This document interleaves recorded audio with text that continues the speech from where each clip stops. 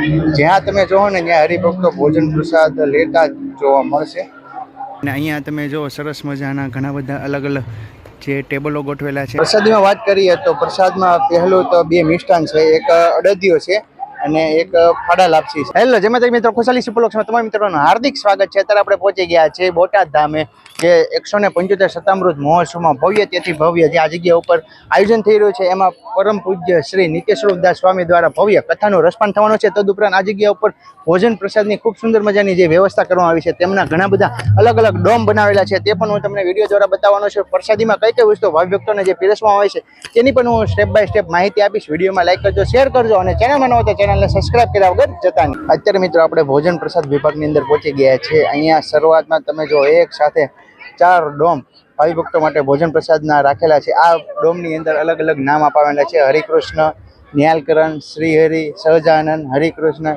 ન્યાલકર, એ રીતના ભાઈઓનો અને બહેનોનો અલગ અલગ જે બે ડોમની અંદર ભાવિ ભક્તો માટે જે ભોજન પ્રસાદની જે વ્યવસ્થા કરવામાં આવી છે। તદુપરાંત તમારે આ જગ્યા ઉપર ભોજન પ્રસાદ લેતા પહેલા તમારે આ જગ્યા ઉપરથી એક કૂપન લેવાનું રહેશે। આ છે સ્ત્રી ભક્તો માટે 5 મેળવવાની સુવિધા।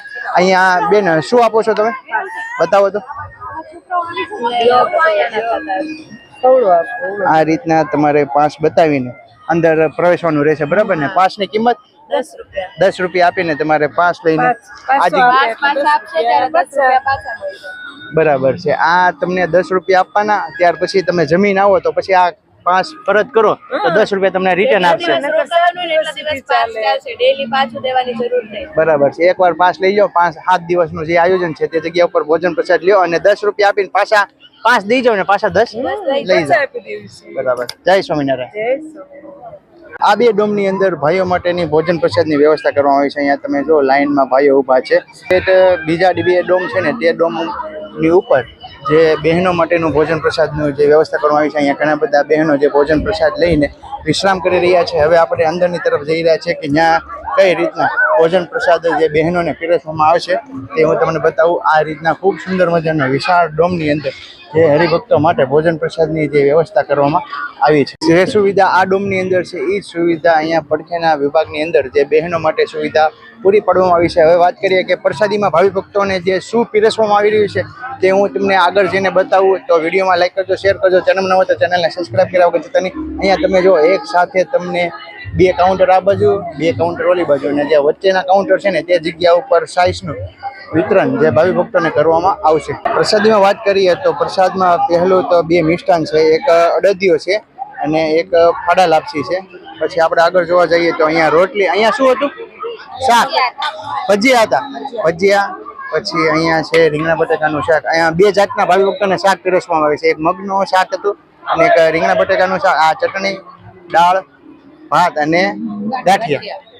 ભોજન પ્રસાદ લઈને તમારે આ ગ્રાઉન્ડની અંદર બેઠવાનું હોય છે અને અહીંયા તો ખૂબ સુંદર મજાની જે વ્યવસ્થા કરવામાં આવી છે। અને તદુપરાંત ભોજન પ્રસાદ લઈ લો ત્યાર પછી જે છેલ્લા 2 કાઉન્ટર છે તે કાઉન્ટર ઉપર જે સાઈઝનું વિતરણ કરવામાં આવી રહ્યું છે। આ બહેનોનો વિભાગ હતો। હવે આપણે જઈ રહ્યા છીએ અહીંયા જે બેક સાઈડ ઉપર 2 બીજા વિશાળ ડોમ બનાવેલા છે, તે જગ્યા ઉપર ભાઈઓ માટે ભોજન પ્રસાદની જે વ્યવસ્થા કરવામાં આવી છે તે હું તમને બતાવું। અત્યારે બહેનોમાં તો મંડપ ખાલી હતા, બાકી હવે ભાઈઓમાં કેવું કાંઈ લાગે, ફૂલ ટ્રાફિક છે। હું તમને બતાવું કે અહીંયા તમે જો ભાઈઓમાં ફૂલ ટ્રાફિક છે। ત્યાં તમે જોવો ને ત્યાં હરિભક્તો ભોજન પ્રસાદ લેતા જોવા મળશે। આ છે ખૂબ વિશાળ જગ્યાની અંદર ભાવિ ભક્તો માટે ભોજન પ્રસાદની વ્યવસ્થા। ભોજન પ્રસાદ મિત્રો આપણે લઈ લીધું છે। 2 જાતની મિષ્ટાન છે, ફાડા લાપસી, મોહનથાળ, દાળ ભાત, શાક, રોટલી અને ગાંઠિયા પણ છે। અને હમણાં મિષ્ટાનમાં બીજું હતું કે ગોટા હતા, ગોટા અને ચટણી 2 વસ્તુ હતી।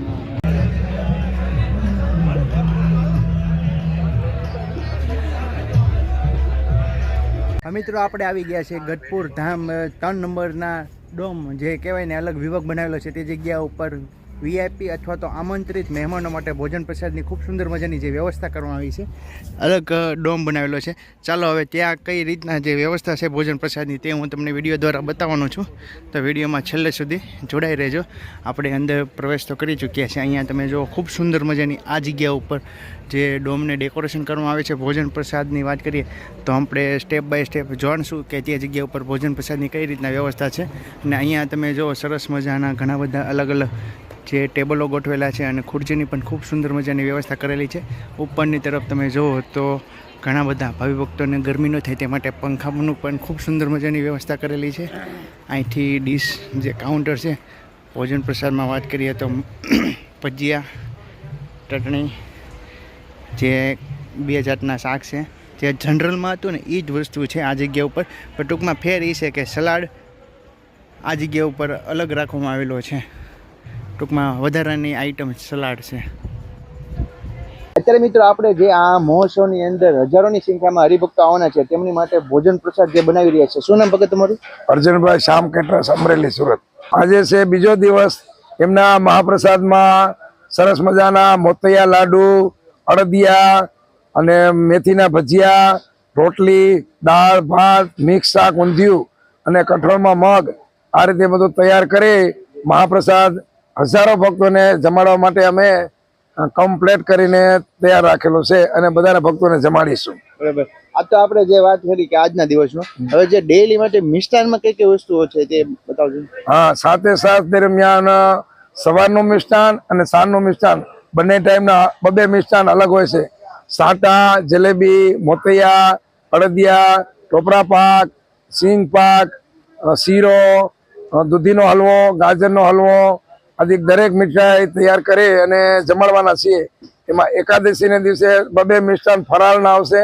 ટોપરા પાક, સિંગ પાક, દૂધીનો હલવો અને ગાજરનો હલવો અને સાંબાનો શીરો, સાંબાની ખીચડી, સાબુદાણાની ખીચડી, આવું બધું ફરાળ પણ તૈયાર કરી અને એકાદશીને દિવસે પણ હજારો ભક્તોને અમે જમાડવાના છીએ. અને 28 તારીખ રવિવાર તે દિવસે મહાભવ્યથી ભવ્ય શાકોત્સવ. શાકોત્સવમાં ચૂરમાના લાડુ, બાજરાના રોટલા, ભરેલા રીંગણા, કઢી, વઘારેલી ખીચડી આદિ વ્યંજનો તૈયાર કરી અને લાખો ભક્તોને એમાં જમાડવાના છીએ. અંદાજિત જે શાક મહોત્સવમાં જે રીંગણા ઉપયોગ કરવામાં આવશે અંદાજિત કેટલા કિલો હોય છે? જે શાકોત્સવ છે રવિવારના દિવસે, તે દિવસે લગભગ 18,000 કિલો રીંગણા તૈયાર કરી એમનું શાક કરીને હજારો ભક્તોને જમાડવાના છીએ. અને જે રોટલા બનાવવામાં આવશે તેમનું એસ્ટિમેટ? 2200 કિલોના રોટલા બનાવવાના છે. એ આજે બોટાદ ધામના બહેનો મહિલા મંડળ એ રોટલા બનાવવા માટે આવી જશે અને 2200 કિલોના રોટલા તૈયાર કરી અને જમાડવાના છે. આજે બધું મેનેજમેન્ટ કરી રહ્યા છે, એમાં અંદાજિત કેટલા હરિભક્તોની જે સેવા હોય છે? આ મહોત્સવની અંદર બોટાદ ધામના મહિલા મંડળ જે 300 થી 400 બહેનો રસોડા વિભાગમાં લાડુ વાળવા, શાક સુધારવાળું, અડદિયા બનાવવા એમાં સેવામાં છે. બાકીના 400 સ્વયંસેવકો પીરસવા વિભાગમાં ગોઠવાયેલા છે. થેન્ક યુ માહિતી દેવા બદલ તમારો ખૂબ ખૂબ આભાર. જય સ્વામિનારાયણ. જય સ્વામિનારાયણ.